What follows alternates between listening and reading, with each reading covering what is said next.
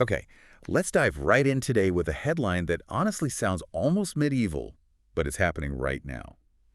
Prince Andrew and Sarah Ferguson, the Duke and Duchess of York, are being pushed out of Royal Lodge, their huge 20-room home. Yeah, and the way it's happening is, well, it's something else. King Charles can't actually legally evict his own brother. Right. So instead, he's using what's basically financial strangulation, just cutting off the money supply. It seems unbelievable, and it all comes down to this bizarre lease agreement, doesn't it? Oh, absolutely. It's the core of the whole drama. Andrew signed this lease back in 2003. It gives him the run of the place, all 98 acres, until 2078. Wow. And the rent, you're not going to believe this, 1 peppercorn, but only if demanded. 1 peppercorn. So the king's hands were tied legally? Completely tied. The lease is apparently ironclad, so the only move left was to pull Andrew's funding, knowing he couldn't possibly afford the upkeep on his own. Welcome to Starscope Report. We're Jordan and Jamie, and this is where we get into all the Hollywood drama, music industry shifts, and yes, even royal scandals. We go behind the headlines. And today, yeah, we are really digging into the Yorks, this 30-year alliance they've had. It's not really built on, typical affection. It seems much more about financial codependency.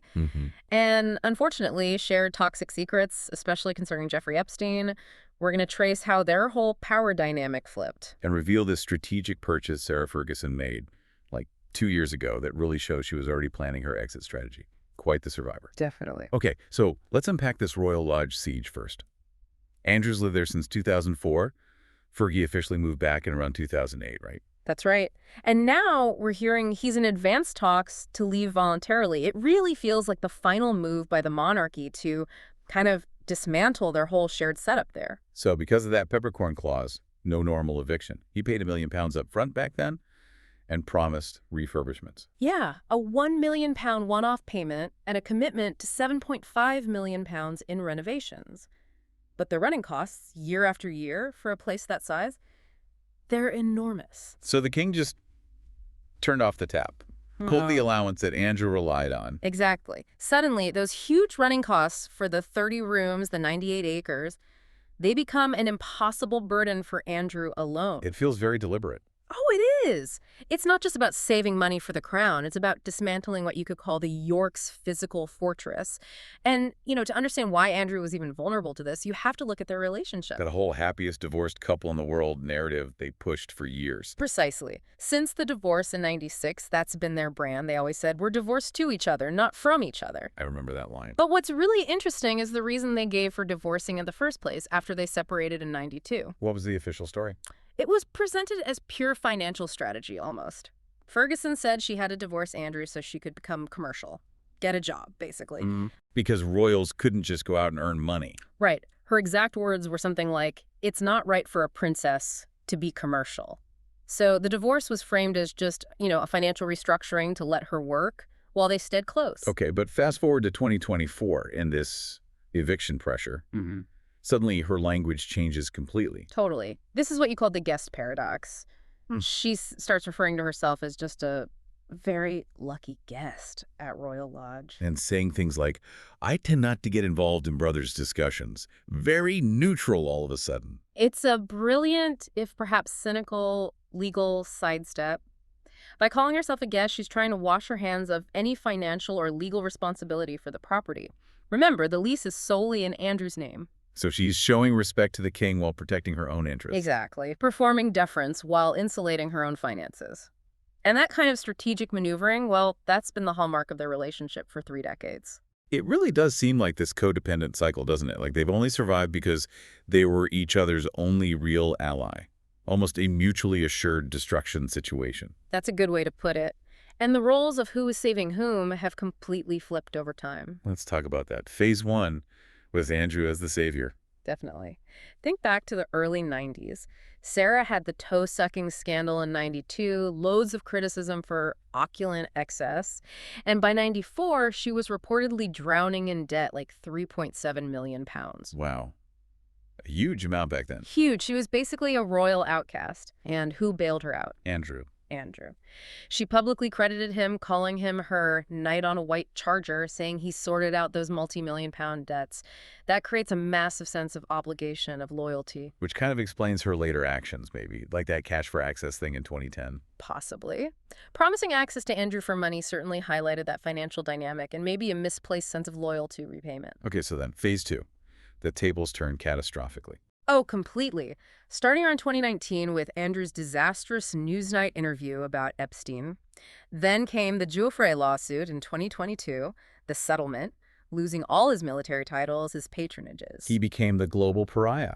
Absolutely. And just as his star plummeted, Sarah stepped back into the spotlight, but this time as his fiercest public defender.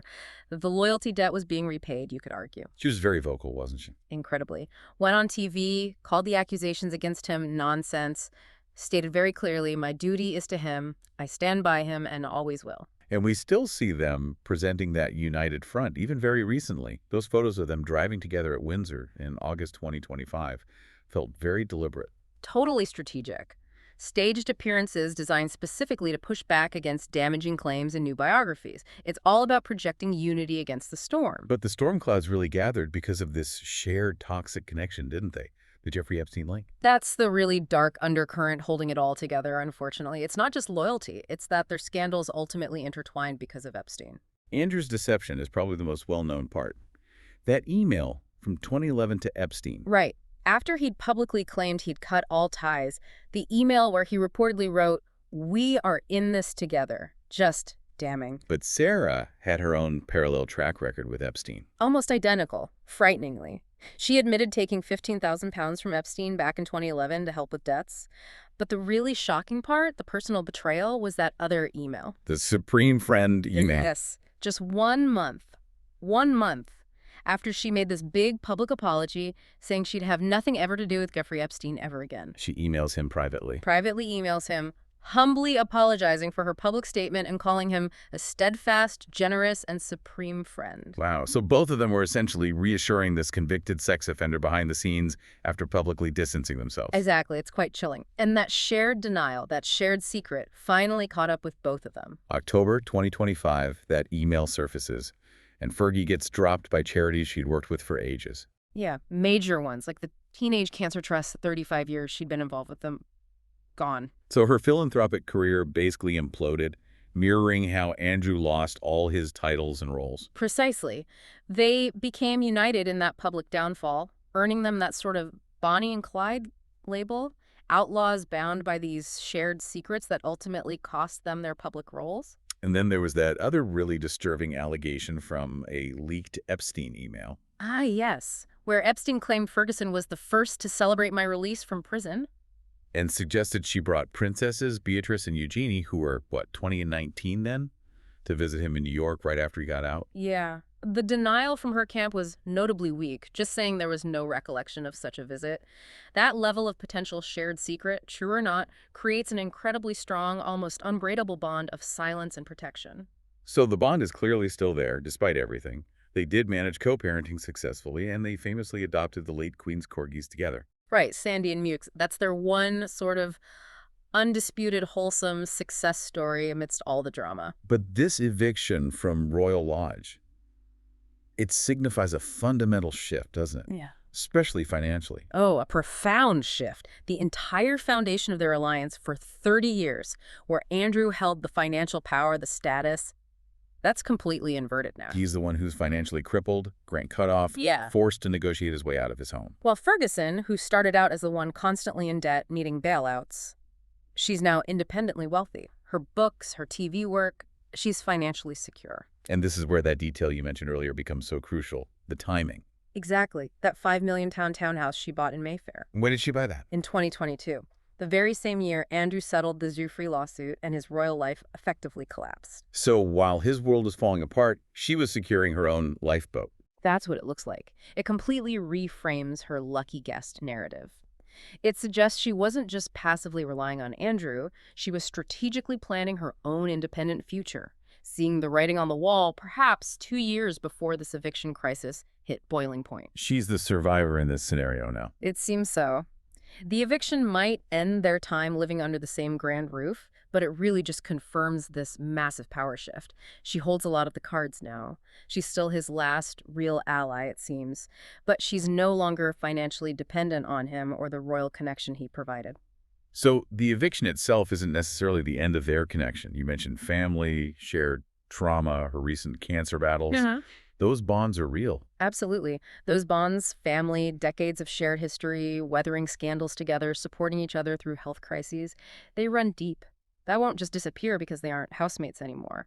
But it raises a fascinating question for the future, doesn't it? It really does. When you have an alliance that, for decades, seems so heavily based on mutual self-interest, financial dependency, and frankly, shared denial, what actually happens when one partner becomes the sole financial pillar and the other has little left to offer but those shared toxic secrets? It's a whole new chapter for the House of York. You've been listening to Starscope Report, where Jordan and Jamie uncover the stories shaping Hollywood, music, and pop culture. Thanks for tuning in, and we'll catch you next time.